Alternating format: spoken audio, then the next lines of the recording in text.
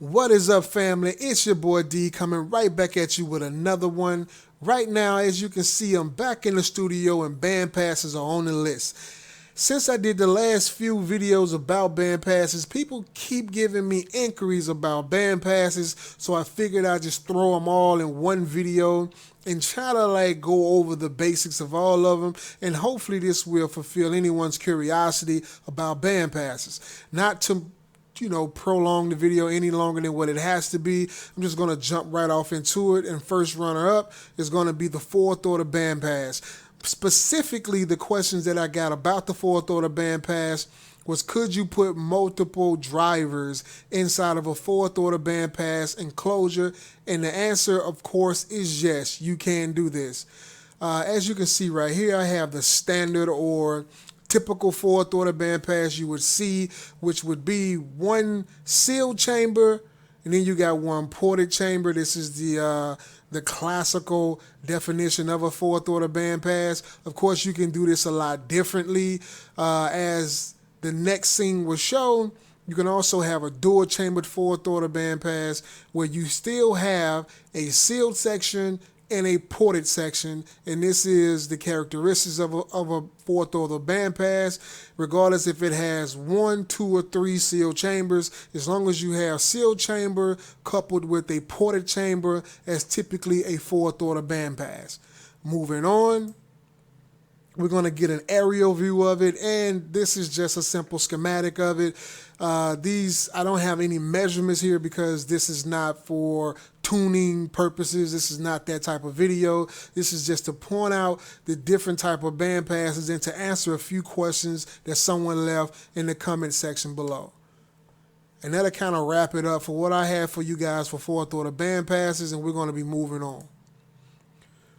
Up next, we got sixth order band passes, and I have a few different types of sixth order band passes to share with you guys.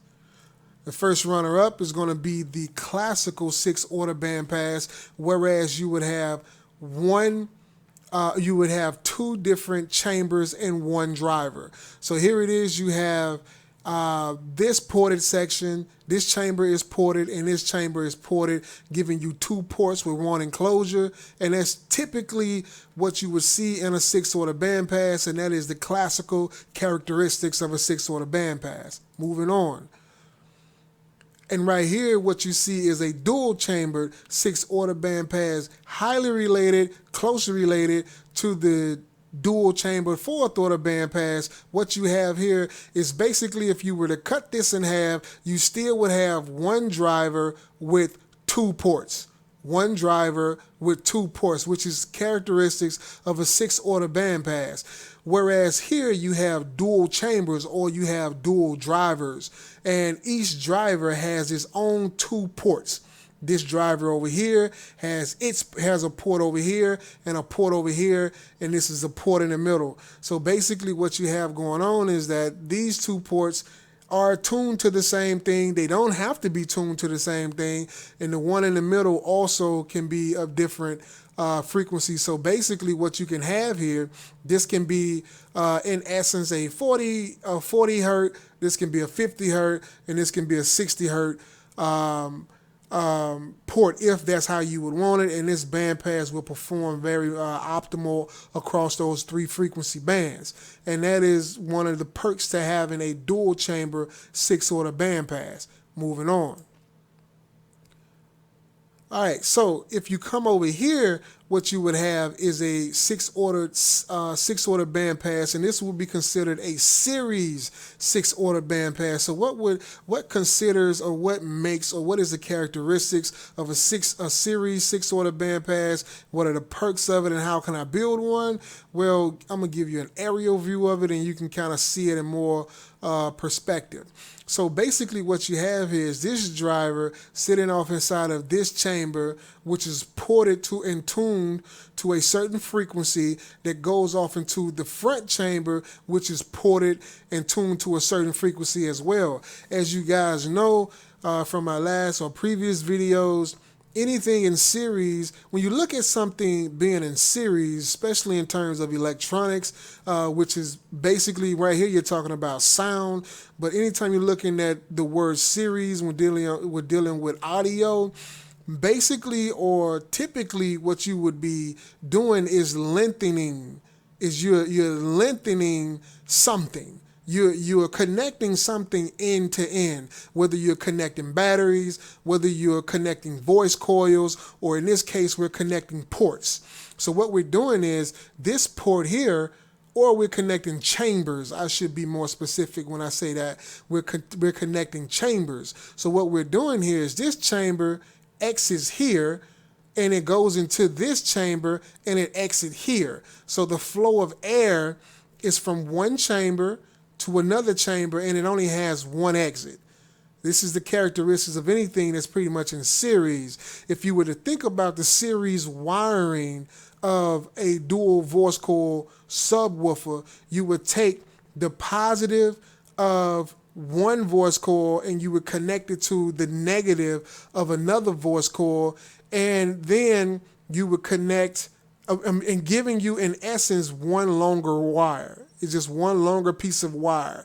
Whereas in parallel, you would have the voice coils having their own, each voice coil will have its own positive and negative ending, prospectively.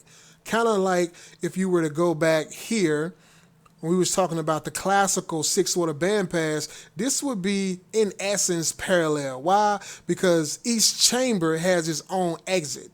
You see, this port has a beginning and it has an ending of its own. Just like this port has a beginning and it has an ending of its own, or this chamber has a beginning and an ending of its own. It is in essence independent of this chamber right here. Whereas when you come over here, this chamber is not independent of this chamber because it is connected here. And that's kind of like explains series. So what is in essence, what does series do? What is the perk of having a series? Just keep in mind that the whole overall objective, in my opinion, of a bandpass enclosure is to take a woofer and optimize its performance. How do you do that? By taking this driver, this woofer, putting it in an environment where it perform at a lower frequency, and in most cases more powerful. So you're gonna tune it lower than what it was manufactured at. And you're going to emulate a better performing driver or woofer. And keep in mind, it's the lower frequencies that we struggle with, not the higher frequencies. Because even in series tuning, typically this is tuned low. I mean, this port here is tuned up high, and this port here is tuned down low. But hey, it's your world. You can do this however you want to, but those are just my suggestions. Moving on. And finally, we have 8-order bandpass. Now that I think about it, I guess I could have done a series order bandpass for you guys. But I guess from the 6th order, you guys kind of get the point of it all.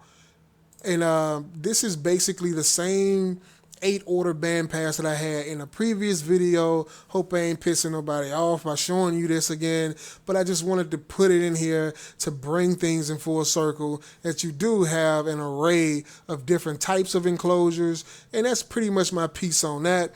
Yeah, I know some people are going to say, where's the folded horn? Some people are going to say, why you didn't mention the sealed enclosures? But I am going to address those things in later videos. And I do also have an upcoming video dealing with box rise and port tuning. That was something else that people were suggesting or speaking on or commenting on in the comment sections below. So I will address those things in a future video.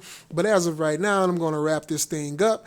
And as of always, don't forget to like and subscribe and click that bell icon to get the notifications whenever I put out something new. And if you felt as though I left something out or should have specified something a little bit more clearly, please leave a comment in the section below and I'll try to get back with you guys as soon as possible. Till next time, it's your boy D, and I'm out.